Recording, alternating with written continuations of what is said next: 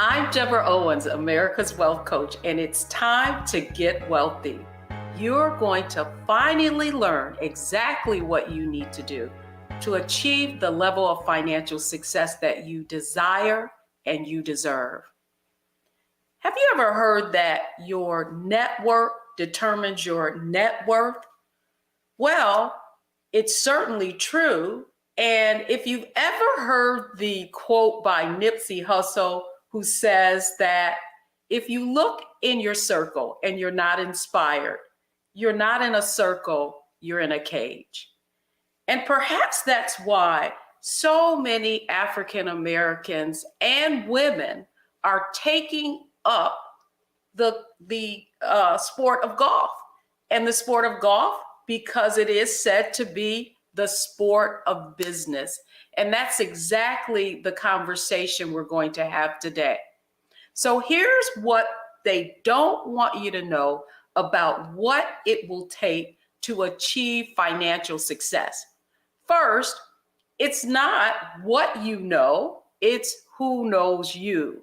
And then secondly, the other thing is that your network really does determine your net worth. And finally, that success is a contact sport. And that's why I'm so excited to be having the conversation that we're going to have today. And that's with someone who basically took her fun golf outings with friends and turned it into a full-fledged event planning company that takes people all around the world on business and golf trips. She also wrote the book, Golf, the Sport of Business. And I'm excited to welcome Jandy Turner, CEO of Acuity Events, on to Wealthy You. So Jandy Turner, welcome to Get Wealthy. Thank you for having me. It's a pleasure to be here.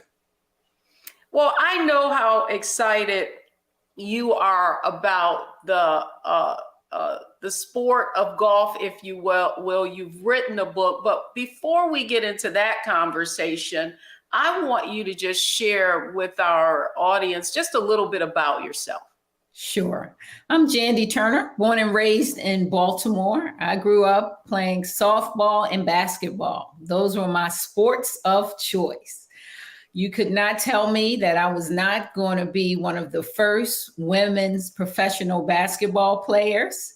However, one small problem, the WNBA didn't exist when it was my time to do that.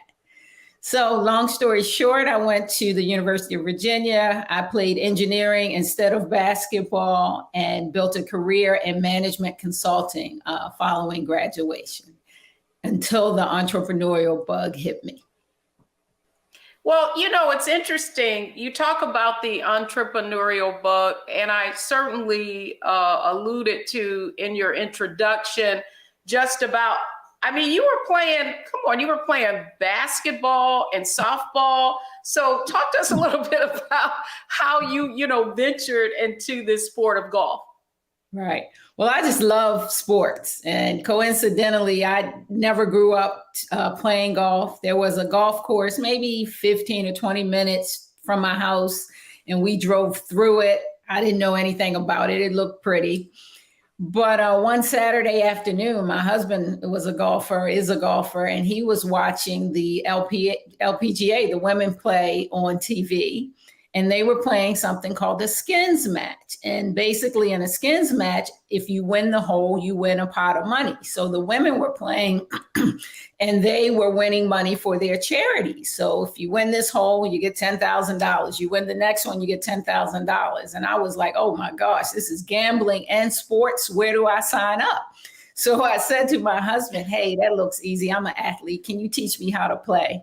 Well, my God, golf is the hardest sport I have ever attempted to learn how to play. And almost it seems like it's a sport that I had to learn how to play versus other sports sort of came naturally growing up. So he endeavored, if you will, to teach me how to play. It was an endeavor of love. I was really nervous on the course. I didn't want to play with other people. When we got to the course, I would be like, okay, let that group go ahead of us. Let that group go ahead of us. And he said, you can't do that. There's always going to be a group coming. So finally, I got paired up with him and these two other guys, and I was mortified. And, the guys hit the ball, goes left. Next guy hits the ball, goes left. I hit the ball, doesn't go that far, but I was like, oh my gosh, maybe I'm not as bad as I think I am, or maybe I may be as bad as everyone else. So from there, I said, I dedicated myself to learning the game and being a better player. Well, the reason why I wanted to have this conversation with you today is one of the things that you recognized as you became more involved in the sport is that the other benefits to golf, and then went on to write this book. So when we come back, what I want to talk to you about and help you explain to our audience why golf is much more than just a game, and tie it to this whole conversation around how you can build your network through the game of golf. So folks, we're going to have a great conversation.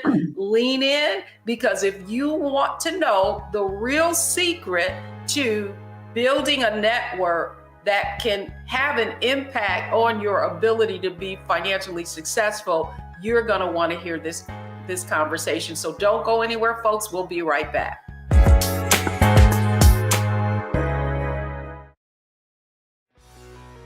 Let's be honest, as successful women, we're crushing it. Maxed out 401k and Roth IRA? Check. Aggressive savings and investments? Check. Yet, the freedom our success was supposed to buy can leave us stuck on the six-figure hamster wheel, watching retirement slip further down the road. There's another way. Get coaching courses and community at wealthyu.com. Pull up a chair, take your seat at the Black Table with me, Dr. Greg Carr, here on the Black Star Network. Every week, we'll take a deeper dive into the world we're living in. Join the conversation only on the Black Star Network.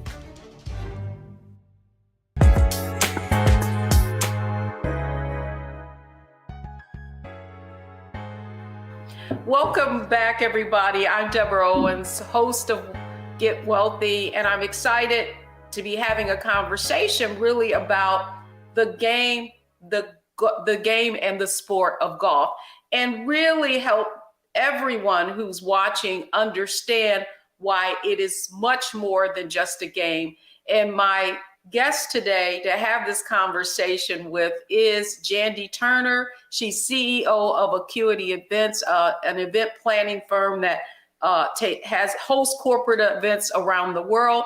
And she's also the author of Golf, the Sport of Business.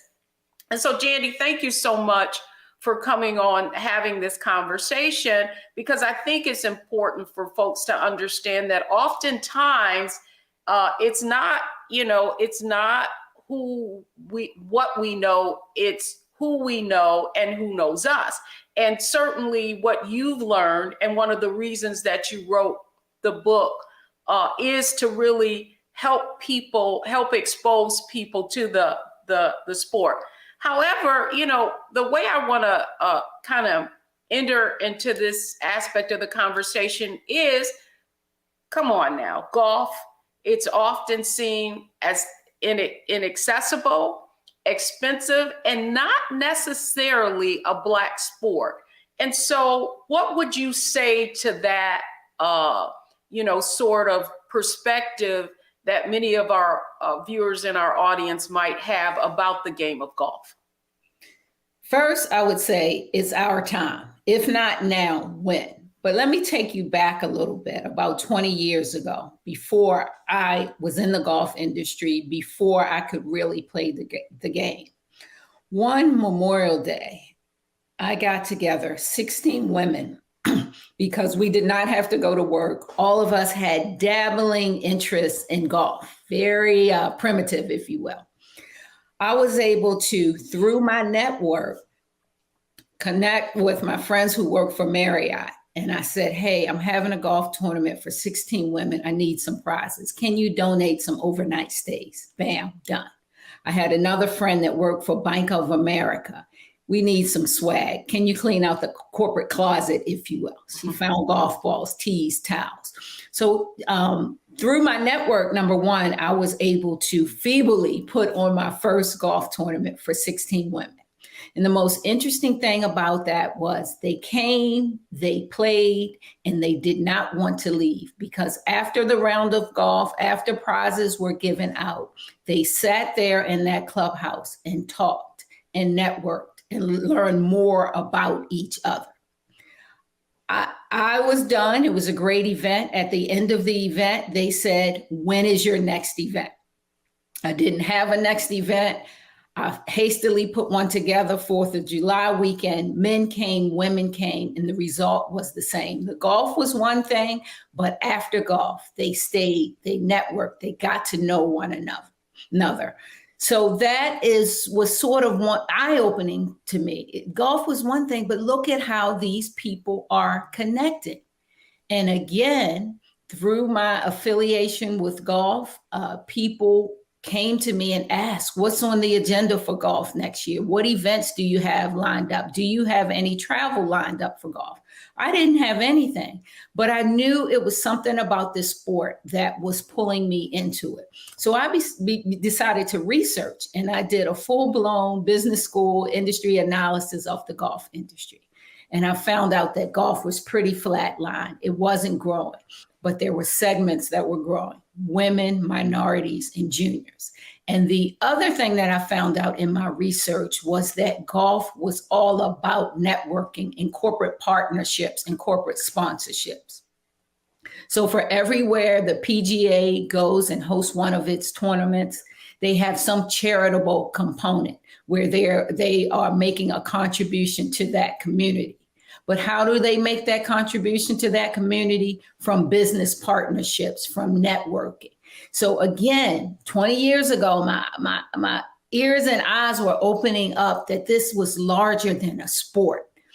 So over time, I settled on developing a golf event planning business, which in and of itself has been very, very viable for me. But one of the things that I've learned from producing hundreds, and I've never counted, hundreds, if not thousands of golf tournaments, is that business gets done on the golf course, that the conversations are a bit different, that the relationships are a bit more authentic. So when you think about your network, who plays golf? For me, it's the people I want in my network. When you think about, it's not for Black women, it's not for, Blacks or what have you, it's our time. I'm in a golf club that has been around since 1938, a Black women's golf club. So we've been there. We're waiting for everyone else to come to the table to see what's there and to see what's available. Oh, I think, and the reason I wanted to bring you on to talk about your discovery, right, of golf, but really coming to understand that it's more than a game, right? It's more than a game. And what it allows you to do is really expand your circle. And so in Get Wealthy, in our show, we use a framework: mindset, strategy, execution, which really leads to financial success. And I would say it could be applied to, you certainly exemplified that, because you went through this journey of discovering golf and now it turning into a full-fledged business.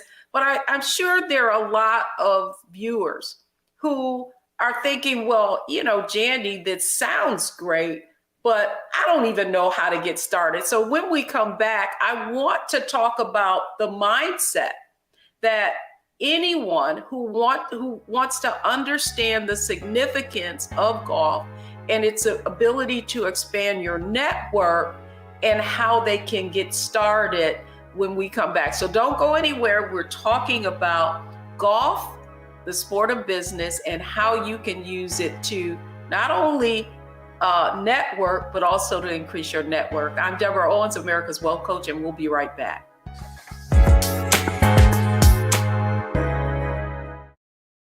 Hi, I'm Dr. Jackie Hood Martin, and I have a question for you. Ever feel as if your life is teetering and the weight and pressure of the world is consistently on your shoulders? Well, let me tell you, living a balanced life isn't easy. Join me each Tuesday on Black Star Network for A Balanced Life with Dr. Jackie.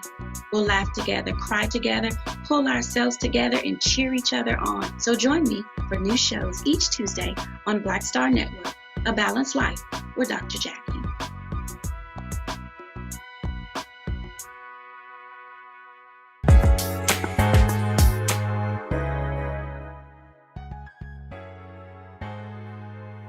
I'm Deborah Owens, America's Wealth Coach, and thank you for joining and listening to Get Wealthy this today. And we're having a great conversation with Jandy Turner. She is CEO of Acuity Events, an event and a planning firm, and we're talking about the game of golf. So, Jandy, here's what I want to start with, because I think, my husband is a golfer and I've known you for years and kind of seen how your business has expanded.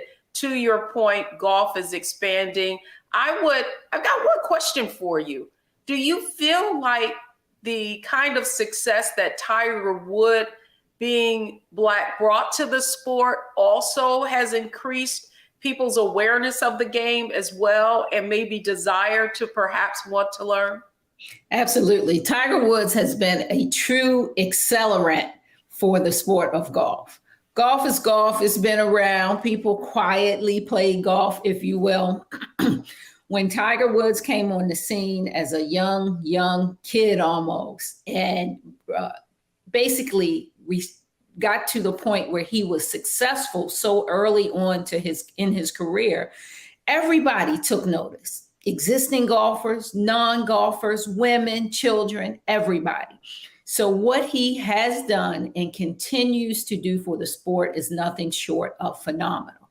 The Masters is coming up. Yes, they would have had decent ratings on TV, but by Tiger saying that he is going to participate in the Masters, everybody will have an ear or an eye tuned into the Masters this weekend to see him.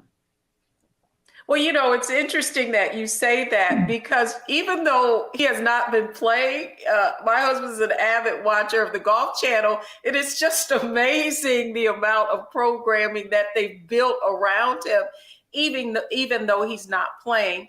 And so I want to talk to you a little bit about, if you were someone watching this program, what is the mindset that you need to bring to the game so you can overcome perhaps some of the apprehension that you may have about the golf being something that you can acquire, play, and expand your network with? Sure. I'll talk about a couple of things. A lot of people say, I don't know anyone who plays golf. Well, let me throw a few statistics out there. There are 25 million golfers in the US. 6 million more golfers started playing during the pandemic. But here's a statistic I like. There are 6 million women playing the game, and 73% of female professionals who play say that golf benefits them in business. So again, there are people out there. You just need to find them. Some people will say, oh, I'm not interested in playing golf. Okay, you might not be, but your colleagues are, your customers are, your suppliers are. If you don't want to or don't have the physical ability to play golf, there's still opportunity to be in and around the game. For example, we talk about the Masters Golf Tournament. If you are in business and you have been trying to get a call with a particular client and they're not returning your call, I guarantee you, if they are a golfer and you ask them to come and play a round of golf, they'll start listening for your call and take your call. Similarly, if they're not a golfer, but you invite them to something different, a professional golf tournament, doesn't have to be the Masters. The tickets are a little hard to get. It's a lottery system. However, There are professional golf events around the country, and attending a golf event by yourself, with a client, with a spouse, is a different experience. It's not like 60,000 fans screaming in Raven Stadium. It is an opportunity to, one, see the beauty of the golf course and walk the course with the golfers. So there will be people following Tiger Woods all around, or their favorite golfer. It's also an opportunity to sit in a chalet over one of the signature holes and sip on wine and have decent, quiet conversation with a potential client, prospect, if you will. So again, a lot of people say, oh, I don't play. I don't know anybody who plays. Well, people are playing and people are around the game. Some of us say we don't have time. Well, time, we make time for what we want to do. We binge watch on TV. We watch series every week. So I'm not, I don't buy that one. And then other people say, what do I suck? What do I do if I suck at golf? I'm not athletic. Well, one, I encourage everyone to take lessons and learn the game. But most importantly, the thing I want to get across is you do not have to be Tiger Woods to play and enjoy some of the benefits in the game and build your network. You have to learn the rules. You have to learn the game, take a series of lessons and practice, but you don't have to be this diehard golfer. Only about 90% of the golfers, now let me flip it. Only about 10% of the people who play golf break 100. That means score less than 100. So there's 90% of the people out there playing golf who have high scores, scoring over 100. Most people don't know that. You have to be decent, but you don't have to be great. And it's something about once you take lessons, you practice, and you get out there on that golf course, you kind of fall in love with the sport. You fall in love with the opportunity to network and converse with people during your round of golf. It is just a wonderful opportunity to be in a different circle, in a different network. And there are plenty of charitable golf tournaments out there that you can join. There are clubs and leagues that you can join. The opportunities are immense. It's just a matter of making that commitment to yourself, getting your mind right that this is something that I can do. This is something that I want to do. And here's my roadmap or my plan for doing it. Well, Jandy, the other aspect of this, and what I want folks to understand, is many times you are in a career and you are in organizations. And one of the points that I made earlier is it's not who you know, it's who knows you. And so when you're in these careers and your company is participating in an event, or perhaps you're going away for some kind of leadership conference, and typically there is some kind of outing for getting to know people, and oftentimes it happens to be golf.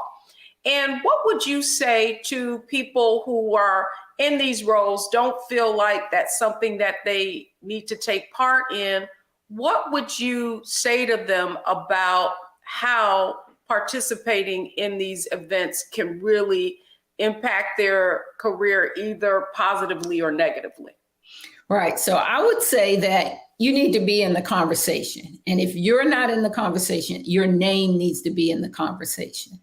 And I'll give you a case in point. If you work in an organization, your boss or your boss two levels up is a golfer, 9 times out of 10, there will be plenty of business opportunities to represent that organization in a charity golf tournament or to attend a golf tournament. And if your name pops up on that list as a golfer, it's fantastic. Otherwise, on Friday afternoon, you're sitting at your desk, and those who do play golf are out playing golf, building relationships with the boss or their peers, and having their name in the conversation. So I would say, it is a career accelerant if someone knows that you play golf, especially if you're in a culture that does recognize golf, recognize the benefits of golf. And think about it. If you are one of the only, that sets you up very nicely for that. So I would just encourage you to look around your environment, look at people. Sometimes you don't even know that people play golf, but they're telltale signs. The hat they may wear on a casual day might be a golf brand or something like that. But it's most important not to be left at the desk or when there is a corporate retreat. And I produce these all the time. I produce golf and spa retreats. And invariably, the women head to the spa, the men head over to the golf course. And there are one or two women that go to the golf course. Trust me, they stand out. Their name is in the conversation, and they get recognized. So again, you want your name and yourself to be in the conversation. Yes, and that's a great example, right? Of it's not who you know, but it's who knows you. And so one of the ways that you can really stand out and people get to know who you are is by you participating in those events that the majority of other folks aren't. So no, I'm loving this conversation. And when we come back, Jandie, I really want you to talk about strategy. Okay. So I want you to actually give our audience okay, I'm watching Get Wealthy. I hear what she's saying. Now what are my next steps? So when we come back, folks, we're going to talk about a strategy for you really getting into the game of golf and not being so concerned with not doing well at it or not being a good golfer, but you begin to understand how it's more than golf. It's about really expanding your network. So don't go anywhere, folks. We'll be right back.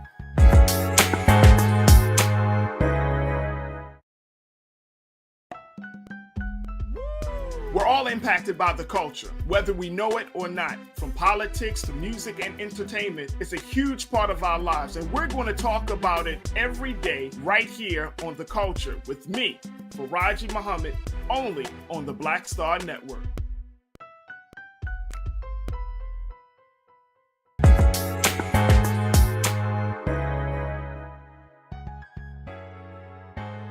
I'm Deborah Owens, and you're watching Get Wealthy, and we're talking about how you can use golf as that bridge to expanding your network, because your network determines your net worth. And I'm having a conversation with CEO of Acuity Events, Jandy Turner, who actually took her interest in golf, parlayed it into a full-fledged event planning firm. So Jandy, let's talk a little bit about, I'm listening to Deborah talking about how I can get wealthy through the game of golf, and I don't even know the first thing about where to start. So if I'm watching this program, let's talk about strategy. What is, the top 3 things that you need to do to just get your golf game on? Great. So again, mindset, we've arrived. We know that we want to play golf. The next thing you need to do is think about taking lessons. Some people are intimidated by it. If you are, take a girlfriend, take a friend. But I would go to a local golf course. You can look online, or sometimes park and recs departments have courses, and you want to take a beginner series of lessons. I would say 5 lessons. I don't know off the top of my head. Every course is different. Probably won't cost you more than $150 to $250 to take a series of 5 lessons. Okay. So you go to the golf course, you find out when the next set of classes every Tuesday at 6 p.m. starts. Please don't run out and go buy golf clubs and golf outfits and all of that stuff. Why? Number 1, we're talking about getting wealthy. I want to make sure you stick to the sport. So you can say to the instructor, I don't have clubs yet. I'm just getting into the game. Do you have clubs that I could borrow during the lessons? Okay. So you and your best friend, you're taking lessons. You sign up for every Tuesday and you get your first lesson, and it is a lesson on putting. I think most of us are familiar with putt-putt or miniature golf, somewhat similar to that. The most important thing after you take that lesson is practicing. What I don't want you to do is show up for next week's lesson and you haven't practiced. It's just like going back to school where, you learn something in school, you need to do a homework assignment or apply that knowledge before you move on to the next lesson. Again, not much. If you do an hour putting lesson, do an hour practice at the local golf course. And so that piece around the lessons and practice is important. Also, you want to learn the rules. Good golfers don't mind playing with bad golfers or not so good golfers, but they do mind playing with people who are slow and people who don't know the rules. So there's an app nowadays, the USGA, United States Golf Association, I believe, has an app with all of the rules. It's a little over 30 rules. Read the app in the back. Read one rule a day, right? Learn one rule a day or 2 rules a day. So now you know the rules.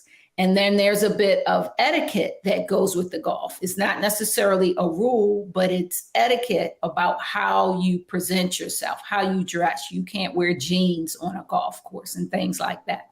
There are rules and etiquette that you will learn, and any golfer will share that with you. But it's just most important that you take that step to take lessons. For those of you who are interested in using golf as a business tool, I've written a book. I even have a course under golfthesportofbusiness.com where I walk you through everything that you could possibly anticipate in business golf. And how do you prepare? How do you invite somebody to play business golf? What are the signals to say who's paying? Whether you're paying or whether someone else is paying, or how to ask that awkward question. All of that is in my course at golfthesportofbusiness.com. So again, it's 2 sides to it. It's the physical learning of the sport, but it's also educating yourself. And then lastly, all golfers will say, if you don't look good, you probably can't play good. Then if we are committed and we want to play, only then do I think it's time to invest in a set of clubs. And you might want to invest in a set of used clubs. There are play it again sports places. There are plenty of yard sales where people thought they were going to play golf and they're not playing golf. I would just rely on your golf instructor to help you figure out, what would be a decent set of clubs for you.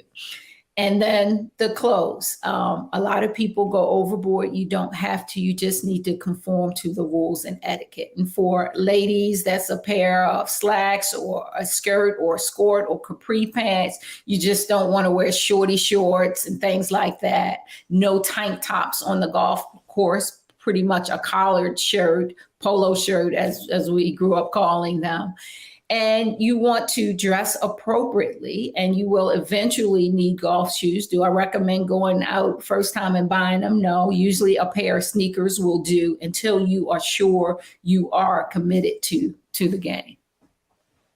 Well, what I love about you and why I wanted you to give people sort of a sense of how you might approach it, I do think that once you take all the steps that you just described, that you want to now, what do you do to, feel like you belong? Do you join a local? Do you join a league? Do you go to a public course? How do you find how to kind of create that place that you can go and that you can bring others if you want to use the sport of golf to actually network as well? Right, fantastic questions. There are many opportunities to do that. There is an opportunity to join leagues. Every golf course has a league almost every day of the week. There are women's leagues, there are men's leagues, there are co-ed leagues, there are 9-hole leagues, there are 18-hole leagues, there are traveling leagues. So a league is a good way to establish repetition in addition to meet people. So for example, if you sign up for the ladies 9-hole league at your local course, And every Wednesday, you're showing up to play golf with a group of 15 or 20 women. And usually they mix up the group. So again, you are networking and playing with other women. You're also establishing that repetition and reinforcing what you learned in your lessons. So you're taking those lessons and putting them into action. Now, there are other ways to do it. If you have a friend who plays golf, is an experienced golfer, you don't necessarily want your friend teaching you how to play. We want to leave that to the golf professionals because it's very easy to develop bad habits, and you have enough going on trying to learn the game. But you want your friend to play with you, right? If your friend plays on a weekly basis, hey, I'm just starting to play. I don't play really that well. Can we go out late Sunday afternoon and play golf and, hit the ball around and that sort of thing. And then in a corporate environment, I work with corporations all the time who do golf. They hire me to do golf education workshops as well as golf clinics for their female employees or their young employees just coming in out of college. So you may want to check with your employer to see if they have anything going on around golf. And there are, again, in addition to leagues, numerous groups throughout the country who are all about exposing women to golf. The LPGA has an amateur group that's all about exposing women to golf, and they have chapters all over the city.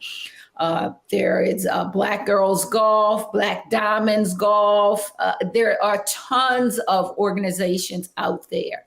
A quick social media search on golf and Black women and that sort of thing will yield it. If not, reach out to me. I will get you connected depending on where you live. But you just have to ask, and you can play with anyone. There are golfers love other golfers. If you play golf, that puts your relationship at a different level with people. So it's just a matter of opening yourself out, going to the local golf course, and sometimes you can just hang out there and you see people, meet people, and talk to people.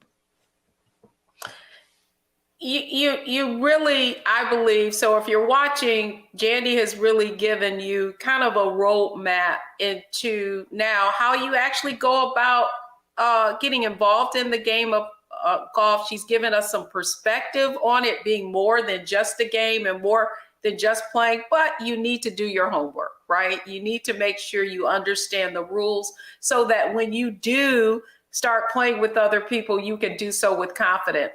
So when we come back, however, what I want Jandie to touch on really is that the fact that golf is more than just a game, and what are some of the things that you can learn by networking through golf. So don't go anywhere, folks. We're talking about how your network is your net worth and how to expand it using the game of golf. We'll be right back.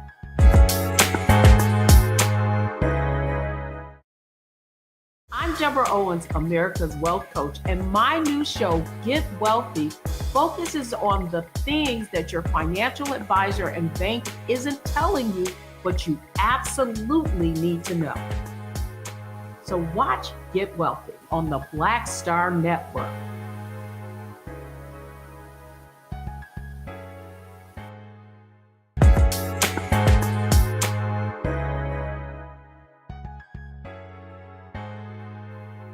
I'm Deborah Owens, America's Wealth Coach, and we're getting wealthy, and we're getting wealthy through the game of golf. And my guest today is Jandy Turner. She's CEO of Acuity Events and also author of Golf, the Sport of Business. And Jandy, thank you so much for kind of giving us a roadmap, really helping our audience understand how they can get over maybe some of their apprehensions around golf and actually how they can get started.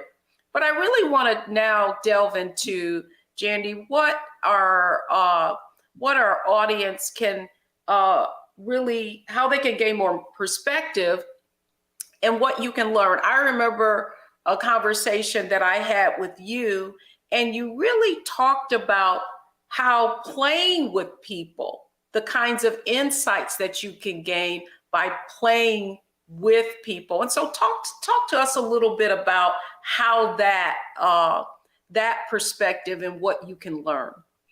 Yeah. What an opportunity to build relationships, business relationships, relationships with your kids or your grandkids. But let's focus on the business relationships. It's better than a lunch appointment. Let's face it, if you invite me to lunch for business, I'm going to be on my best behavior for that hour, right? But golf, it is a 5-hour meeting in a relaxed, beautiful setting with minimal distractions. It's almost bad etiquette to have your cell phone going off while you're on the golf course. So again, you and your playing partner or partners can communicate with each other and talk just you with minimal distractions. But let's talk about what happens out there on the golf course. On the golf course, you are going to see the good, the bad, and the ugly. You're going to see me hit great shots. You're going to see me hit horrible shots, and you're going to see me hit downright ugly shots. But what matters and what you can infer from seeing that is how I handle. How do I handle that? How do I handle it when I hit a great shot? Am I bragging and strutting my stuff? What happens when I hit a bad shot? How do I handle that? What happens when I hit an ugly shot? Do I throw my clubs in the water? While you're on the golf course with somebody, it is an opportunity to read that person and also be read by that person. It's an opportunity to establish instant common ground. Again, if you are a golfer and you spend that time with somebody, that common ground is a commodity worth its weight in gold. And the thing that people don't realize is that physically, it takes 1.4 seconds to swing the golf club. Again, back through 1.4 seconds. Let's say we hit the golf club 100 times. That's only a few minutes that we're actually playing golf. What are we doing the other time? We're bonding. We're getting to know each other. You're building trust and rapport with the person that you're there. If you're there for business development, you can learn about what that person's needs are so that later on you can sell to them. So when you see people on the golf course, again, you can read them and trust they will be reading you. Are you confident? Do you take risk, or are you risk averse? No right and no wrong answer, just observations. Are you a team player, or do you drive off with the cart and leave your playing partner there? Are you selfish? How do you handle challenging situations? How do you deal with things that don't go well? Do you make excuses, or do you take responsibility for it? Again, if you show up late, what does that mean? So if I were entering into a business partnership with somebody, I would take them out on the golf course. Perhaps even if you were entering into a marriage or relationship, because how people show up on the golf course is 9 times out of 10 how they show up in life. Well, the reason why I wanted to have a conversation about this is because you're really talking about the psychology of golf, right? And I think, and human behavior, and we really are talking about relationships and expanding your network. And so in just listening to you, one of my thought really was, I'm sure people would like to know, what is proper etiquette around the kinds of conversations that you might want to have? Like if you invited somebody out and it was certainly a business, a contact, do you want to talk business while you're doing golf? What is appropriate? Right. So you don't want to jump in the cart and on the first of 18 holes say, so, it would cost us, $17,000 to do this. Are you interested? That's a big no-no. You don't want to do that, right? What you want to do is get inside the mind of your prospect. You want to know what keeps them up at night. You want to know what problems they are trying to solve that you could possibly address with your products and solutions. So I use the golf course for needs identification, rapport building, and understanding and getting to know that person. You want to hear about their kids or their grandkids or what have you, because if that's what's important to them, they're going to talk to you about that. So I think you keep it light, you're learning, you're sharing, you're taking mental notes. Typically after a round of golf, most people go back to the clubhouse. We call it the 19th hole, and people have a drink or meal or what have you. You want to, again, be reading your prospect and know that now is the time to talk about that. They're in a good mental space. Or I need to take everything that I've learned today and follow up in an email or conversation next week. And by the way, I've snapped a picture of us on the golf course. Certainly as a part of my follow-up, I am going to send a picture to them of us on the golf course to imprint that relationship in their mind. Oh, Jandy, this was fantastic, because now you just gave our folks some insight on actually how to execute the strategy, build your network, integrate it into the work that you do. And so here are the three things, the three takeaways from today's show that I want all of you to know. The first thing you should have learned is that mindset, golf, it's more than just a game, and you need to approach it in that way. And if you have any apprehension, really understand that you don't have to be fearful, because very few people, I think the biggest thing was like only 1 out of 10 people are really, really great and do and score less than 100. And then second, one of the ways that you can really overcome some of that apprehension is really understanding the game, learning the rules of play and etiquette. She gave out some great tips for that. And then the whole point of it is execution is the point of it is to expand your circle and leverage your network. And so Jandy, I just want to thank you for coming on Get Wealthy and really sharing with our audience how they can get in the game and learn the golf, the sport of business. And if you could just leave us with maybe a closing word of wisdom for today. I would just say that, one, thank you for having me. It's always a great opportunity for me to talk about golf, my passion. And if I can ever help anyone turn their passion into profits, I'm here to do that. But again, I would just say, get your mind right, get your strategy right, and go execute. Love it. Love it. Thank you so much, Jandy Turner, for coming on Get Wealthy. Keep watching, folks. I hope that you go and apply what you have learned today, because remember, your network is your net worth. That's going to do it for me on this episode of Get Wealthy. Tell your friends and keep watching, because we have more to come.